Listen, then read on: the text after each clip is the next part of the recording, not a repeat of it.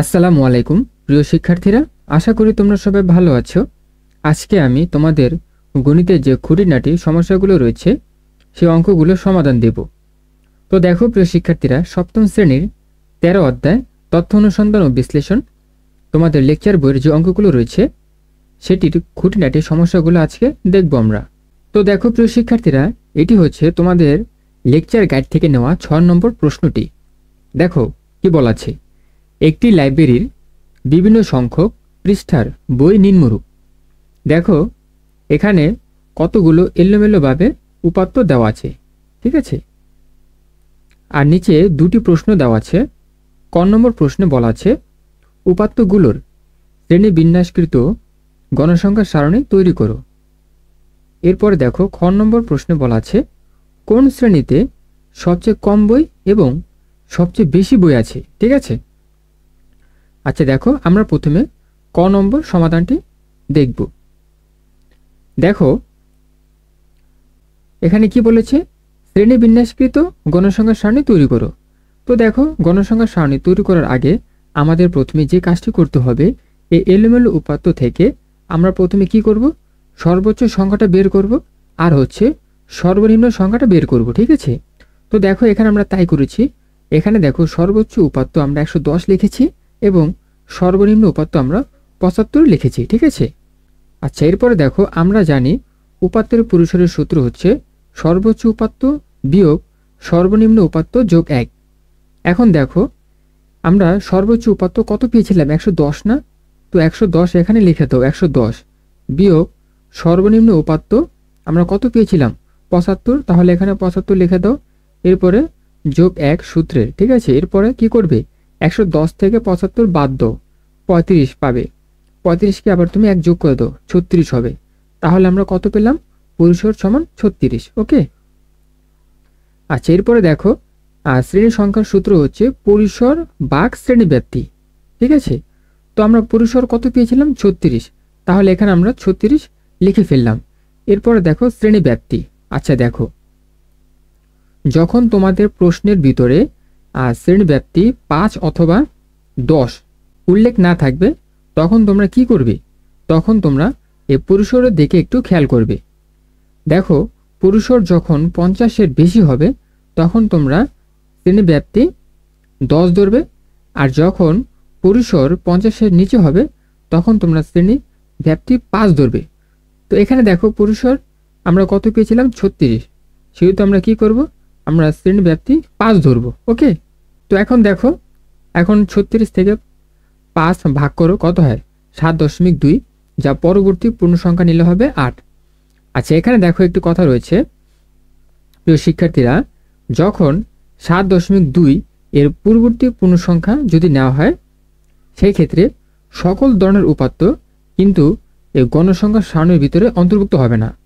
মানে আমরা যদি 7.2 এর পূর্ববর্তী পূর্ণ সংখ্যা যদি নিই, তাহলে দেখো এই যে এখানে এই উপাত্তগুলো দেখতে পাচ্ছ না, এই উপাত্তগুলো কিন্তু এই যে এই গণসংখ্যা সারণীর ভিতরে অন্তর্ভুক্ত হবে না, ঠিক আছে। তাই আমরা কি করব, তাই আমরা 7.2 পেয়েছি না, তো আমরা পরবর্তী পূর্ণ সংখ্যা নিব। তো এটা পরবর্তী পূর্ণ সংখ্যা হচ্ছে 8। তো এখন আমাদের কি হবে, এখন এই উপাত্তগুলো এই যে গণসংখ্যা সারণীর ভিতরে অন্তর্ভুক্ত হবে, ঠিক আছে। তো এখানে কোনো উপাত্ত মিসিং হওয়ার সুযোগ থাকবে না। ওকে। আচ্ছা এরপরে দেখো, শ্রেণী ব্যাপ্তি 5 ধরে গণসংখ্যা সারণী তৈরি করা হলো।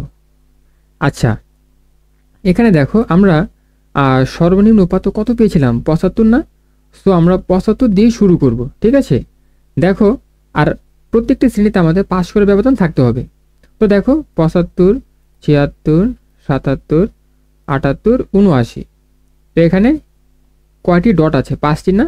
তো এভাবে প্রত্যেকটি শ্রেণীতে 5 করে ব্যবধান থাকতে হবে, ঠিক আছে। সো আমরা এখানে লিখে দিয়েছি 75 থেকে 79, 80 থেকে 84, 85 থেকে 89, ঠিক আছে। এভাবে প্রত্যেকটি শ্রেণীতে 5 করে ব্যবধান থাকতে হবে। আর এখানে দেখো আমরা সর্বোচ্চ উপাত্ত কত পেয়েছিলাম, 110 না? তো দেখো 110 থেকে 114, তার মানে কি 110 থেকে 114 এর ভিতরে কিন্তু আমাদের সর্বোচ্চ উপাত্তটা রয়েছে। ওকে। আচ্ছা এখন দেখো, এখন এই যে 80, হ্যাঁ 80 দেখো কোন শ্রেণীতে রয়েছে, 80 রয়েছে আমাদের এই দ্বিতীয় শ্রেণীতে, তাহলে এখানে একটি ট্যালি চিহ্ন কাটো।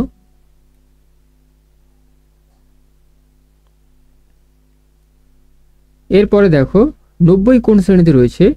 90 রয়েছে, দেখি 90 কোন শ্রেণীতে রয়েছে। 90 রয়েছে আমাদের এই শ্রেণীতে, তাহলে এখানে একটি ট্যালি চিহ্ন কাটো। এরপরে দেখো 100 কোন শ্রেণীতে রয়েছে?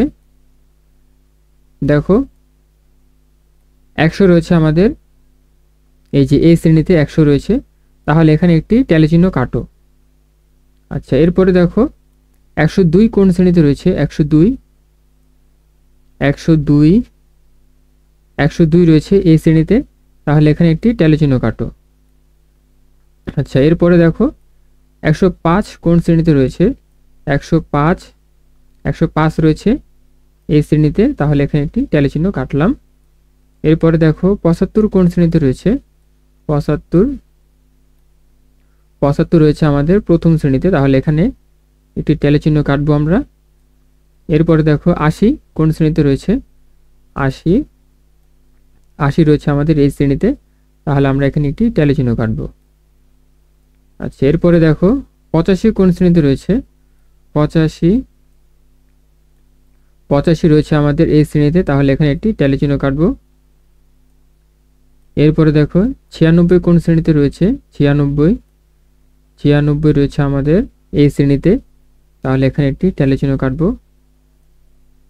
এরপরে দেখো 106 কোন শ্রেণীতে রয়েছে? 106 রয়েছে আমাদের এই শ্রেণীতে, তাহলে এখানে একটি ট্যালি চিহ্ন কাটবো। এরপরে 108 কোন শ্রেণীতে রয়েছে? 108 রয়েছে আমাদের এই শ্রেণীতে, তাহলে এখানে একটি ট্যালি চিহ্ন কাটবো। এরপরে দেখো 90 কোন শ্রেণীতে রয়েছে? 90 রয়েছে আমাদের এই শ্রেণীতে, তো এখানে একটি ট্যালি চিহ্ন কাটো। এরপরে 95 কোন শ্রেণীতে রয়েছে? 95 রয়েছে এই শ্রেণীতে, তাহলে এখানে একটি ট্যালি চিহ্ন কাটো। এরপরে দেখো 75 কোন শ্রেণীতে রয়েছে? 75 রয়েছে আমাদের এই প্রথম শ্রেণীতে, তাহলে এখানে একটি ট্যালি চিহ্ন কাটলাম। এরপরে আবারও 75 কোন শ্রেণীতে রয়েছে? 75 আমাদের প্রথম শ্রেণীতে রয়েছে। আচ্ছা, এরপরে আমরা দেখব 108 কোন শ্রেণীতে রয়েছে? 108 রয়েছে আমাদের এই শ্রেণীতে। আচ্ছা, এরপরে আমরা দেখব আবার 108 কোন শ্রেণীতে রয়েছে? 108 রয়েছে আমাদের এই যে শ্রেণীতে। যখন আমরা পঞ্চম দাগ কাটবো তখন আমরা আড়াআড়ি চিহ্ন দিব, ঠিক আছে? এভাবে আড়াআড়ি চিহ্ন দিতে হবে। আচ্ছা, এরপরে দেখো 85 কোন শ্রেণীতে রয়েছে? 85 রয়েছে আমাদের এই শ্রেণীতে, তাহলে এখানে একটি ট্যালি চিহ্ন কাটো। এরপরে দেখো 96 কোন শ্রেণীতে রয়েছে? 96 রয়েছে আমাদের এই শ্রেণীতে, তাহলে এখানে একটি ট্যালি চিহ্ন কাটলাম। আচ্ছা, এরপর আমরা দেখব 108 কোন শ্রেণীতে রয়েছে? 108 রয়েছে আমাদের এই শ্রেণীতে, ট্যালি চিহ্ন কাটো। এরপরে 98 কোন শ্রেণীতে রয়েছে? 98 রয়েছে আমাদের এই শ্রেণীতে, তাহলে এখানে একটি ট্যালি চিহ্ন কাটলাম। আচ্ছা, এরপরে দেখো 92 কোন শ্রেণীতে রয়েছে? 92 রয়েছে আমাদের এই শ্রেণীতে, ট্যালি চিহ্ন কাটো। এরপরে দেখো 110 কোন শ্রেণীতে রয়েছে? 110 রয়েছে আমাদের সর্বশেষ শ্রেণীতে, 110 রয়েছে। এরপরে দেখো 90 কোন শ্রেণীতে রয়েছে? 90 রয়েছে আমাদের এই শ্রেণীতে, এখানে একটি ট্যালি চিহ্ন কাটো। এরপরে দেখো 84 কোন শ্রেণীতে রয়েছে? 84 রয়েছে আমাদের এই শ্রেণীতে, এখানে একটি ট্যালি চিহ্ন কাটো। আচ্ছা, এরপরে 75 কোন শ্রেণীতে রয়েছে? 75 রয়েছে এই শ্রেণীতে। এরপরে 105 কোন শ্রেণীতে রয়েছে? 105 রয়েছে এই শ্রেণীতে। এরপরে দেখো 99 কোন শ্রেণীতে রয়েছে?